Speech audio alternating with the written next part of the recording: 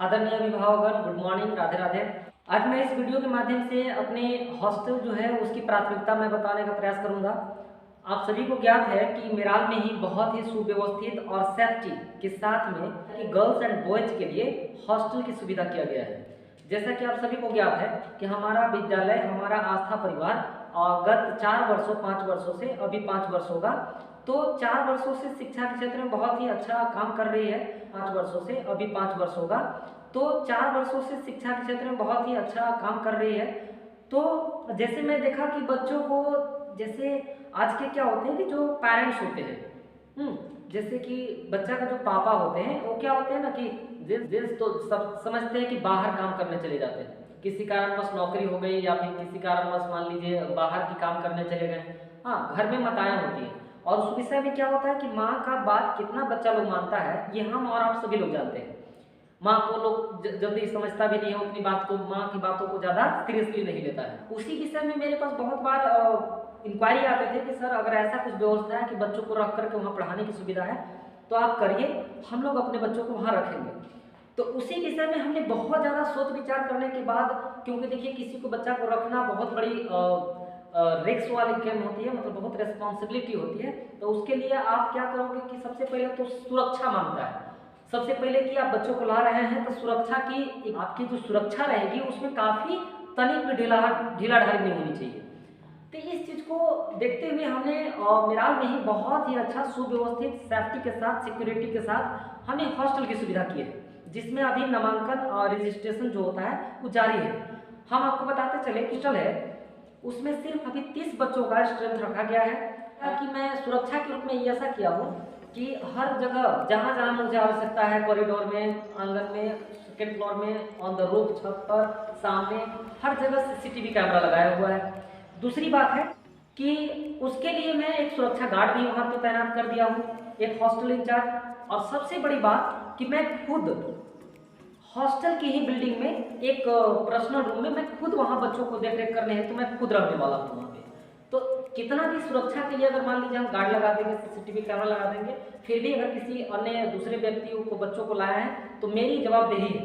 इसलिए मैं ये डिसीजन लिया हूँ या निर्णय किया कि मैं बच्चों के साथ में ही रहूँगा वहाँ पे। तो फाइनली यही हुआ है कि मैं बच्चों के साथ रहने वाला हूँ। तो सुरक्षा में मेरे दृष्टिकोण से जितनी मेरी पकड़ रहेगी उस मेरे तरफ से लापरवाही तनिक भी नहीं की जाएगी। मैं यहाँ 2 चीज़ों को बहुत अच्छे तरीकों से केयर किया हूँ। सबसे पहला, मैं तो हॉस्टल की ऐसे बहुत सारी प्राथमिकता बता सकता हूँ कि जो मैंने किया है। पहला तो सबसे पहली बात बता दूँ कि नए शिक्षा नीति पर आधारित हमारा पठन पाठन होगी। दूसरी है कि इको फ्रेंडली वातावरण, पर्यावरण के अनुकूल वहाँ पे वातावरण है, ठीक है। सेफ्टी में कोई इशू नहीं है, सेफ्टी में कोई लापरवाही नहीं है, पूरा सेफ्टी के साथ। सीसीटीवी कैमरा हमने बताया, सीसीटीवी कैमरा गार्ड के साथ है, मैं वहाँ खुद रह रहा हूँ। अगला हमारा है जो सबसे इम्पोर्टेंट, जो ज़्यादा माइनर जो फैक्टर निभाता है, जो सबसे इम्पोर्टेंट मुझे लगता है वो है खान पान। स्वादिष्ट होना चाहिए, स्वस्थ होना चाहिए, भोजन एकदम इतना होना चाहिए। क्योंकि मैं इतना समझता हूँ कि जो बच्चा का खाने का जो उम्र होता है वो 3-4 साल से लेकर के 12-15 साल तक की उम्र ही होती है, जिसमें बच्चों को आप स्वादिष्ट हेल्दी फूड खिला सकते हैं। तो इशू इसमें कोई भी नहीं है कि मैं खाने में लापरवाही और सेफ्टी में लापरवाही करूँगा, बिल्कुल भी नहीं। बच्चों के भविष्य के साथ, बच्चों के हेल्थ के साथ कोई खिलवाड़ नहीं होने वाला है।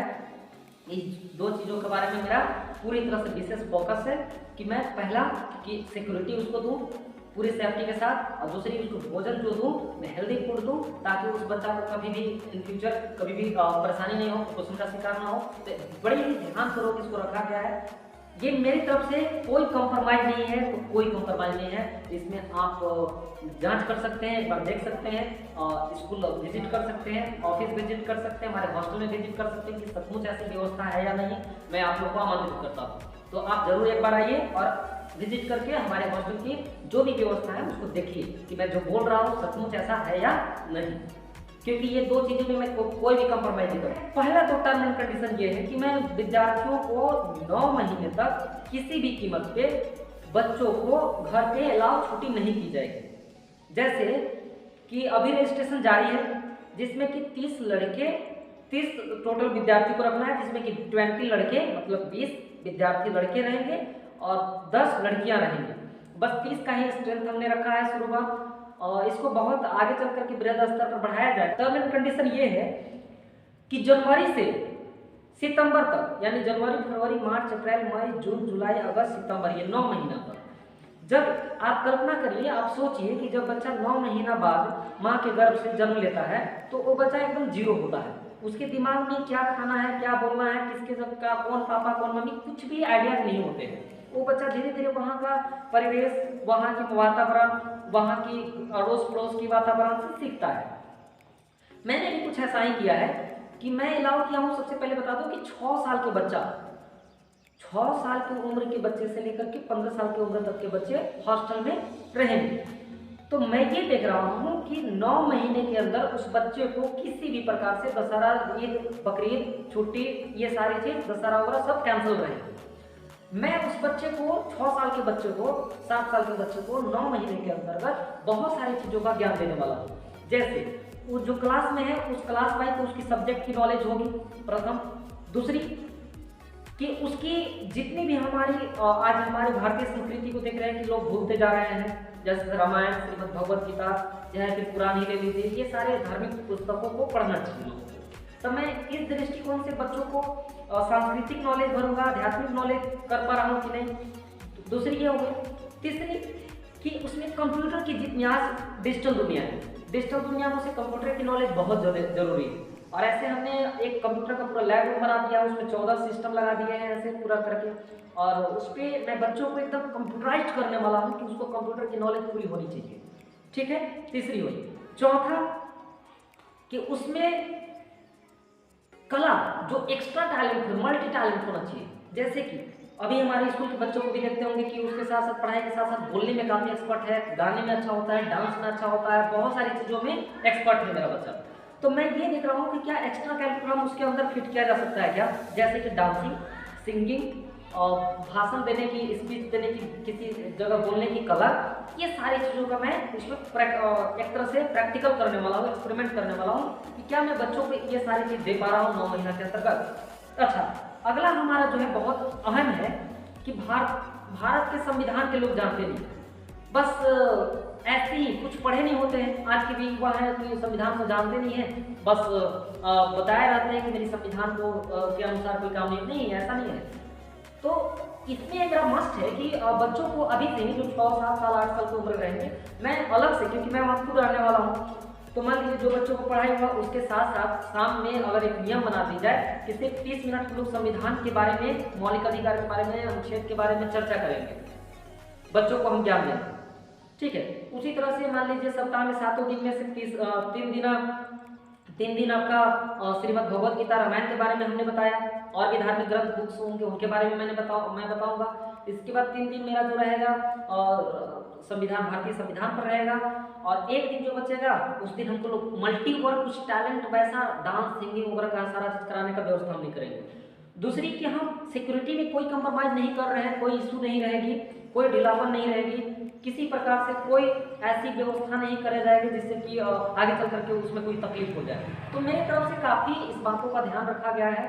अगला बात है कि 9 महीना बाद, अगर मान लीजिए जो 9 महीना बाद, मतलब अगर बच्चा का स्वास्थ्य संबंधी अगर कुछ परेशानियां नहीं होती है, तब अगर बीच में स्वास्थ्य संबंधी कुछ परेशानियां होती है तो बच्चों को स्पेशल कंडीशन में छुट्टी मिल सकता है, और नहीं तो फिर उस 9 महीना के बाद मैं जितना चीज़ों को बताया उतना चीज़ उसके दिमाग में इंस्टॉल करने के बाद मैं और हमारा टीम जितनी भी चीज़ें होंगी उस बच्चे को सिर्फ 10 दिनों के लिए उसके पेरेंट्स के साथ भेजा जाए गाँव, ये देखने के लिए कि उस बच्चा में देखते हैं कि कितनी हमने बदलाव किया है। ये हमारी भी परीक्षा में बताया।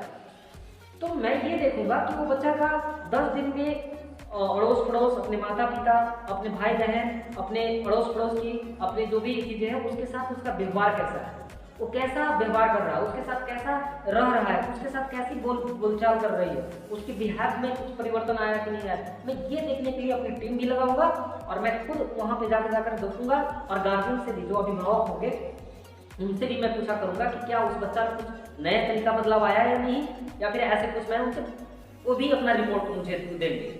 इसके बाद जब मैं देखूंगा कि मैं इस तरह इस काबिल हो पाया, मैंने बच्चों को इस तरह करके मैं कर पाया, तब जाकर के इस आवासीय विद्यालय आस्था डिपेस को बृहद स्तर पर बढ़ाया जाएगा। मैं आपको बताते चलूँ कि रजिस्ट्रेशन जारी है और बहुत 30 बच्चों का स्ट्रेंथ है, तो देरी नहीं करेंगे, रजिस्ट्रेशन जारी है और अभी से ही जारी है, लेकिन बच्चों को वहाँ पे शिफ्ट किया जाएगा 4 जनवरी 2023 को। ऐसे सारा पूरी प्लानिंग हो गई है, सब कुछ लग गया है, कैमरा वगैरह सारा चीज लगने का व्यवस्था है, तो सारा लग गया है, सब कुछ ओके है। मैं वीडियो भी बनाया हूँ उसका, तो उसका आप देख लीजिएगा, मैं उसका डिस्क्रिप्शन बॉक्स में उस वीडियो का लिंक डाल दूंगा और आप रजिस्ट्रेशन करवा सकते हैं। रहा बात की कितनी फी है, क्या है, कैसे है, तो इस पर थोड़ी सी बात बता देता हूँ कि देखिए जो भी फी रखी गई है आपके अनुसार रखा गया है। आप सोच के देखिएगा, ऐसे कभी नहीं होता जो मेरी फील रखी गई है, तो आप सोचिए कि इतनी सारी फैकल्टी के साथ, इतनी सारी व्यवस्थाएं के साथ आपका जो भी पैसा है 3-4 हज़ार रुपया चाहे जो भी 4,000-5,000 रुपया रहेगी, तो आप सोचिएगा घर पे थोड़ा सा जरूर इस बात को सोचिएगा कि अगर मान लीजिए 4,045-5,000 भी बच्चों को अगर महीना के लिए सब कुछ के लिए देना पड़े तो ज़्यादा नहीं है, क्योंकि एक बच्चा आप सोच के देखिए कि एक बच्चा महीना में क्या 4,000-5,000 खाता है? नहीं खाता है। लेकिन आपको पैसा जब देने की बात आती है तो वहाँ पे लगता है कि पैसा मैं दे रहा हूँ, लेकिन जबकि बच्चा 4,000-5,000 से ओवर आपका महीना में खाता होगा, इससे ज्यादा खाता है, हम सभी लोग जानते हैं। लेकिन वहाँ पे होता क्या है ना कि घरेलू चीज में उतना हम लोग दिमाग में लगाते हैं, घर की बातें होती है, घर की अनाज होती है, तो हम लोग नहीं समझते हैं। लेकिन इस चीज को हमने बहुत विशेष फोकस रखा है। एक बार जरूर आप विजिट करिए, हॉस्टल को जरूर करिए, और ऐसे कॉन्टैक्ट नंबर हमारा है, विशेष जानकारी के लिए आप हमें कॉन्टैक्ट करके विशेष जानकारी भी ले सकते हैं। इसी के साथ बहुत बहुत शुक्रिया, धन्यवाद। इतने पैसेंसफुली सुनने के लिए बहुत बहुत शुक्रिया, धन्यवाद।